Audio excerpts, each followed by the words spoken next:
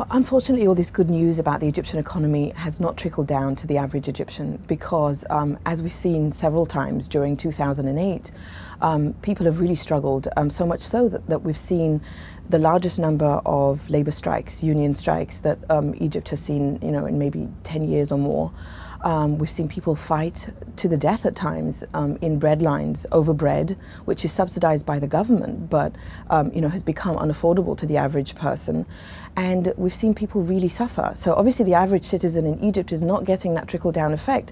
And some economists think that it could take a generation, maybe two, to go down in effect or benefit the average person. But right now, the Egyptians are really suffering economically. I think one of the best examples of just how that phenomenon is affecting Egypt, of an increasingly young population at odds with an increasingly aging leadership, is something that happened just before President Hosni Mubarak turned 80. And a group of young activists on the popular social networking site Facebook wanted to organize a demonstration that basically was to send a message. It was kind of like a happy birthday message to President Mubarak, but instead of telling him happy birthday, it was telling him, instead of celebrating this day on which you were born, this was a black day for Egypt.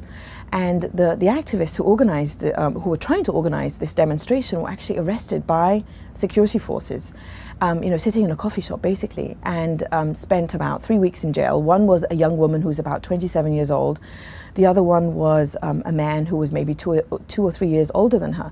But what I found really significant was that President Mubarak was about to turn 80. So his regime is basically about as old as these young people are. They have known no other leader than President Mubarak. And here they were trying to demonstrate against him using a very modern, kind of young person's thing, Facebook.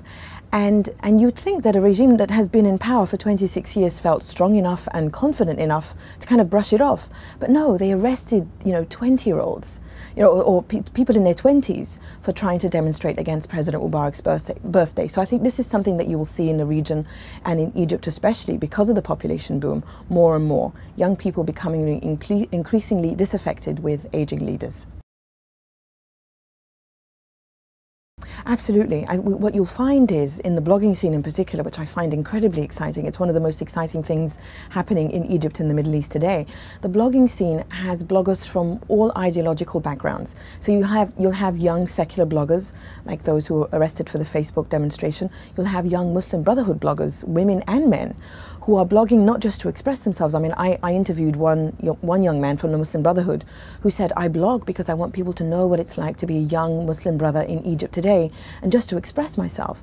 And what you'll find that they crisscross these ideological barriers. For example, when one of them is arrested or detained, and they all put on their blogs kind of banners reading free so-and-so. So for example, when the Facebook activists were arrested, and they used to belong to a liberal party in Egypt, a secular liberal party, all the bloggers in Egypt, the Muslim Brotherhood bloggers and the secular bloggers, protested and called for their release.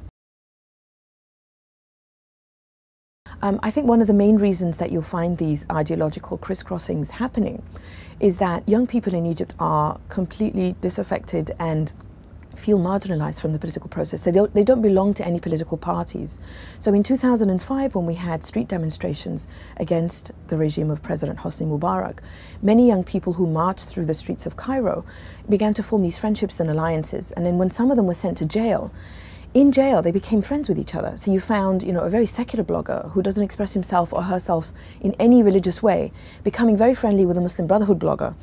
And then they come out of jail and they continue with this friendship in a way that their parents' generation did not cross those ideological lines.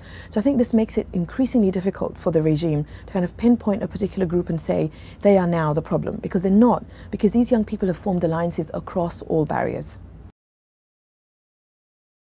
Well, it depends, because right now there's a blogger in Egypt who was sent to jail for 4 years. He was imprisoned in 2007 on charges of, he was convicted of insulting Islam and insulting the president. He got 3 years, I think, for Islam and 1 year for the president. And so he's currently serving time in a jail in Alexandria. But several other bloggers, he wasn't the first blogger to be jailed. He was the first to be convicted of a crime.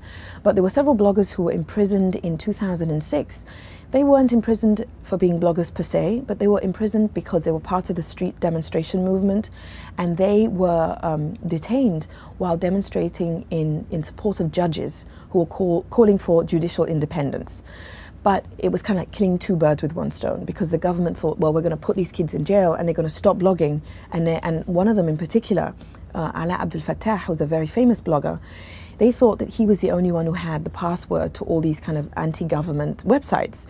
So when I interviewed him in Cairo after he was jailed for, I think, about 40 days.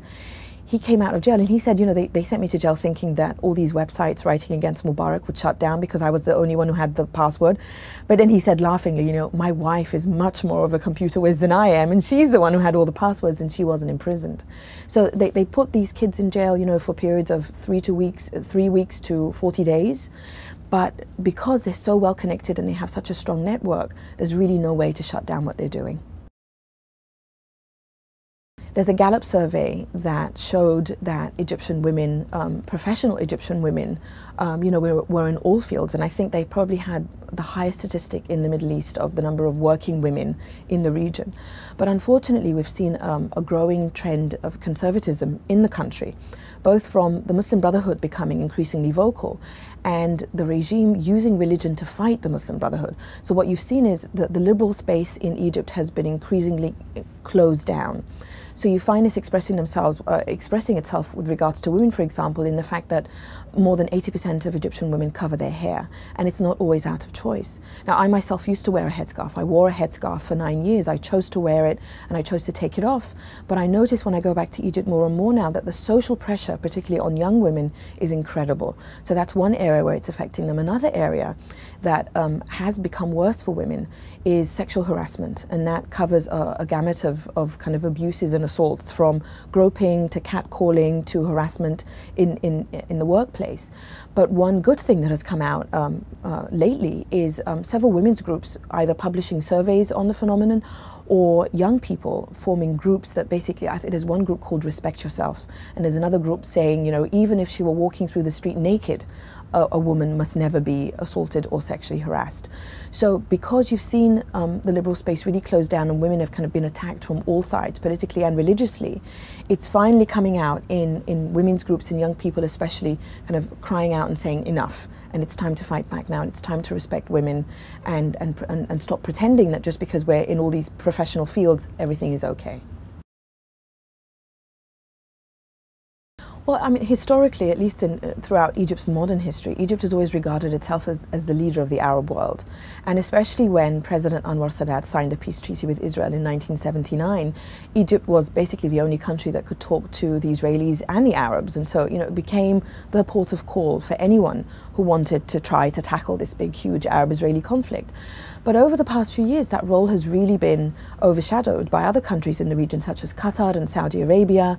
And Egypt's role, you know, for many analysts internally now bemoan the fact that Egypt now is just kind of the border guard, you know, standing in between Gaza and Egypt, kind of making sure that no Palestinians break the siege that the Israelis have imposed around Gaza. So I think it's a very sad time for a lot of Egyptians, because Egyptians are very proud of their country. We're very proud of our history, you know, that goes thousands of years back, and the pyramids and all that we've contributed to world history.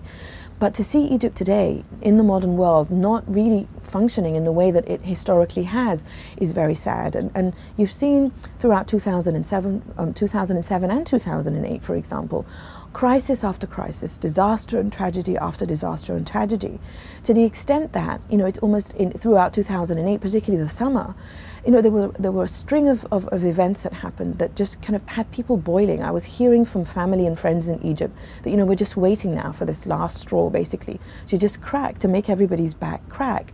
Because, you know, for example, in September of 2008, you had a tragic rock slide that basically wiped out a shanty town on the outskirts of Cairo. And, you know, the people there whose families were buried alive, you know, as they slept, were basically saying, you know, where is the government? You know, no one's paying any attention to us. And so you began to hear this call over and over of where is the government? Where are those who are supposed to be paying attention? So you're finding a country right now that is kind of falling apart, it's kind of imploding internally, and people are wondering, where is Egypt headed now? And I like to call myself a foolish optimist, and I place my hope on those young people who are organizing online through social networking sites like Facebook and blogging, and creating a civil society that will somehow fill in those gaps, those cracks that the regime has ignored, and help the country to move forward.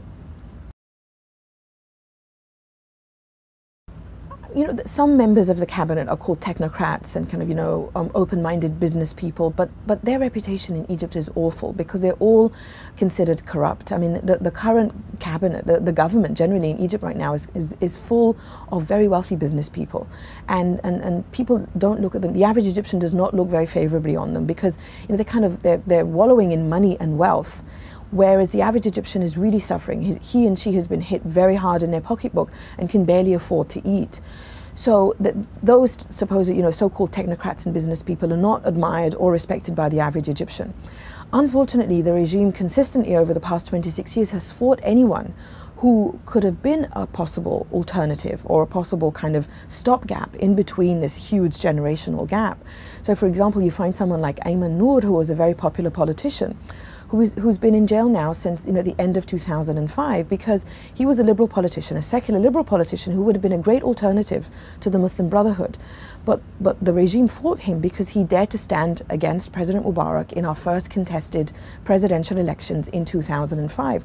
So now he's in jail, and with him in jail, we have no one else, which again, for a country of Egypt's standing, you know, historical standing, it's tragic to think that we have no one else that we can look to and say he or she would be an alternative to the Mubarak regime. So I think what you'll have is you'll see this big gap in between, you know, as we transition. A lot of people think that President Mubarak will hand the reins over to his son Gamal. I mean, no one knows this for sure, and we don't especially know where the armed forces stand on this, because that's a critical issue. But the idea that the sitting president will hand over his position to his son, thereby kind of sending Egypt back in time to a monarchy, is tragic for a country like Egypt. But we have no one else. I mean, realistically speaking, I don't think anything would happen other than he would continue to lead the country, especially regarding relations with the United States, because it's in the best interest of the United States to keep Egypt as stable as possible. This is what has allowed the Mubarak regime to basically exist and continue for the past 26 years. So I think that should the Gamal Mubarak inheriting Egypt scenario take place, I think the US administration would support him as much as they could to keep Egypt stable. Internally, I think that this would drive people crazy. I think people would really be angry. I mean, they would be enraged to think that we've been kind of catapulted backwards in time to a monarchy. But, you know, as I say over and over, that there's no one else. We have no one that we can turn to say, well, he or she is ready to lead the country. Political parties are basically kind of dead in the water. You know, they don't exist for all intents and purposes. So we basically have to rebuild the political structure in Egypt, and this will take a long time. So for the sake of stability, I think a lot of people will say, well, we'll just have to accept Gamal Mubarak and start working now on who could potentially replace him. Egyptians are incensed when they hear Washington say, oh, Egypt should do this, Egypt should do that, because they don't trust anything that the US administration says, largely because the US administration is such a strong ally of whatever regime has been in power. Well, the Sadat regime and the Mubarak regime, because Nasser before them was more allied with the Soviet Union. So they don't trust what the Americans say, and they think that the Americans just want whatever is in the interest of the Americans, which, you know, any government would want.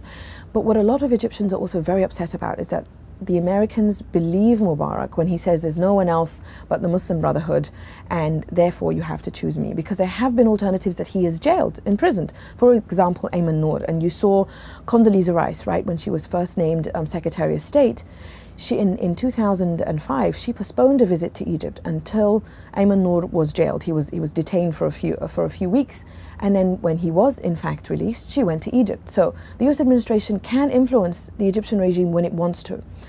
Now, my answer, and the answer of many Egyptians to the US administration when it gets scared by these claims by Mubarak that it's just him and the Muslim Brotherhood, is that there are a lot of people in Egypt who are very ambitious and who are very smart and who are very bright and who love their country and want to contribute. So while you see that it's just Mubarak and the Brotherhood, work on helping to open up the political space, because what Egypt needs now is more than two actors on the political stage, because right now you just see Mubarak and the Muslim Brotherhood. So encourage support civil society, encourage alternative leaders so that in the next generation or two, we do see alternatives, so it's not just Mubarak or Mubarak's son and the Muslim Brotherhood. You have to support those in Egypt, even if they're not, completely kind of American flag waving, we will help the Americans in any way. Because I think the US administration supports Mubarak because it believes he can bring about stability. But right now, Egypt is kind of teetering because it's imploding because of the idea that we don't know who's going to inherit the country from him. So if you support those who do care about the country, you will get stability. Whether they fully support America or not, this stability will come internally.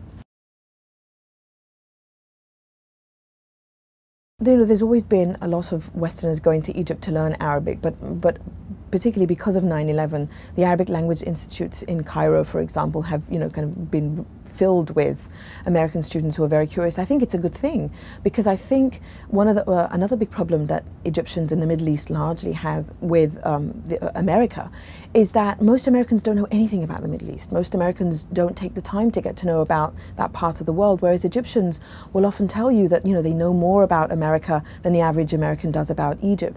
So I think it's always a good thing, especially for young people, because Egypt is such a young country and people are very friendly. I think a lot of Americans worry that when they go to Egypt, they have to pretend to be Canadian. And I've met lots of Americans in Egypt who don't have to pretend to be anything. I think if they go there kind of with an open heart and open mind and show genuine respect and curiosity, a lot of Egyptians are more than willing, to discuss. Sure, they might end up in, having political arguments, but that's all for the best, because then you get to see what young people on the other side of the world are saying and how they're expressing themselves in a way that the regime does not. The regime has not given them. Young people and women in Egypt are two of the most marginalized groups in the country.